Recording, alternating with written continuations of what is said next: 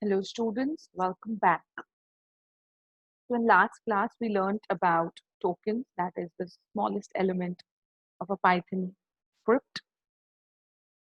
We spoke about identifiers and keywords, and I have given you all a worksheet, a small worksheet to differentiate between the two. We spoke about literals, that is any numeric or non-numeric value that has to be represented in a variable. Today we are talking about operators. Operators are basically words or symbols, okay, that give value, that need to be performed, that perform some kind of an operation, and they give value and return the result. Okay, so basically in Python there are 7 types of operator: arithmetic, relational, assignment, logical, bitwise, membership, and identity. These are the 6 type of operators that we will learn in Python. All right.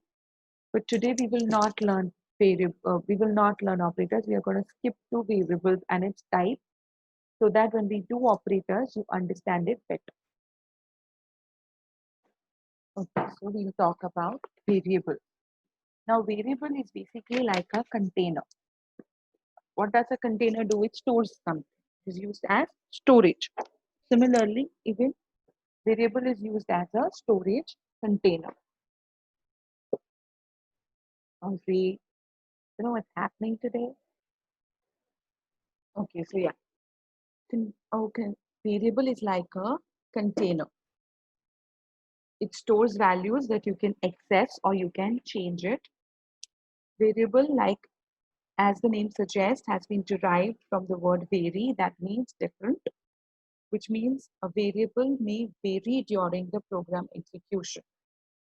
The value of a variable keeps changing during the program execution.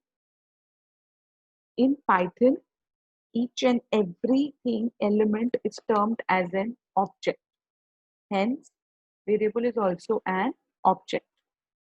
So, variable is a name given to the memory location. It's like a container that holds value. Python is a type infer language. That means you don't need to specify the data type of the variable. Python will automatically get the data type depending upon the value assigned to the variable. So in other languages like C, C++, when you all made a variable, first you all have to make a variable. You have to tell the computer that there's a variable called A, which is a string type variable, and it will only hold string values. String is like alphanumeric value. Or you can say there is a variable called A, which is a numeric data type, and it will only carry numeric kind of a data in it. This still happens in C, C++.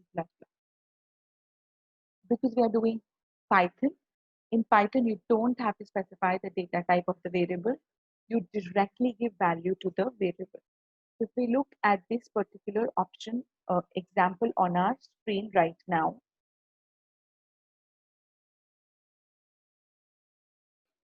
name equals to Python. Over here, the word name, this is an identifier, is equal to is an operator, and Python is a literal. What is it? Literal. So over here, I have not said that name will only have alphabet or only alphabetical data in it. I have only said name equals to Python. So automatically, Python has decided and understood that name is a string data type. You will learn these data types in just a little while. Okay. Sum is equal to none. This is another literal that we had learned. A special literal is called none. Okay. This is a variable without value. Then you have a equals to 23. 23 is an integer. So a becomes an integer type data type. B is float. 6.2 is float. Then I'm saying sum equals to a plus b. Sum did not have any value till now. Now it will hold the combination of this. Because this is a variable, the value in sum will also come as variable, and so sum will also become float data type. Multiple assignment. You can assign a single value to many variables. So I can say A equals to B equals to C equals to 1. So all these three variables will have the same value 1. I can also say A comma B equals to 1 comma 2. In this case, A will be becoming 1. 1 will be value given to A, 2 will be given to B. And when I say A comma B equals to B comma 1, this is where the value is swapped. So today we are going to practice this. All right. Let me just share my screen so I can show you all.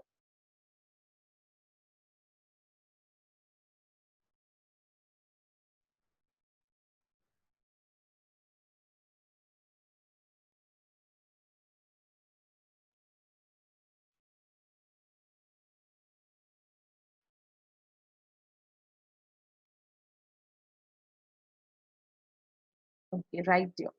So I'm going to take two values. I'm going to say A equals to 6. Let's say B equals to 4. Then I'm saying A comma B equals to B comma A. Nothing happened. Oh my God. Now, of course, nothing will happen because I'm not told Python. I'm not questioned Python. I've given instructions that A comma B equals to B comma A. Now let's type A and see the value of A. It's 4. Value of B, 6. Now if I say A comma B equals to B comma A. Now let's see the value of A. Again 6 and B 4. So you can give values like this in Python. Okay. So now your homework will be to open a script mode file. Are you able to see the script mode file here? And in this file, we are going to say swap program. Then you will say A equals to 6, B equals to 5. Then you will print the values so that the user can see this. Say the value of A is, put a comma because I want to write the value of A. Again, print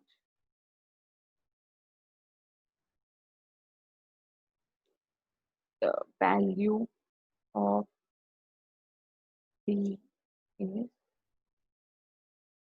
again a comma and a capital B. If I put small b here or small a here, this will not work. Also remember, if I leave any space at the beginning of these sentences, I will get errors. I have to make sure they are exactly at the margin. Okay, so I will say this, then I will say print. I want to tell the user the values after swapping are, okay, after swapping are, then let's put the code to swap it. So then I will say A comma B equals to B comma A. And after this, now what I'm going to do, I'm going to again copy these two lines of mine. Yes. So this is one program, which is called a swap program that we are doing. I will save this file, save desktop we have. We had a script mode file we have done before. Now I'm doing swapping values. Say save, How will I run the program? Click on run, and then you are going to click on run module. This is my program. The value of A is 6, value of B is 5, the values after swapping are, the value of A became 5 and the value of B became 6. This is my output that you can see on the screen. Okay. I really wish we were live in the class while this was happening. Really be able to see your faces and understand if you understood it. For now, I haven't. If you finish the swap program, please put a comment below that you have been able to understand variables till now. Next class, we will continue. Okay. Till then, stay home, stay safe, take care, and keep learning.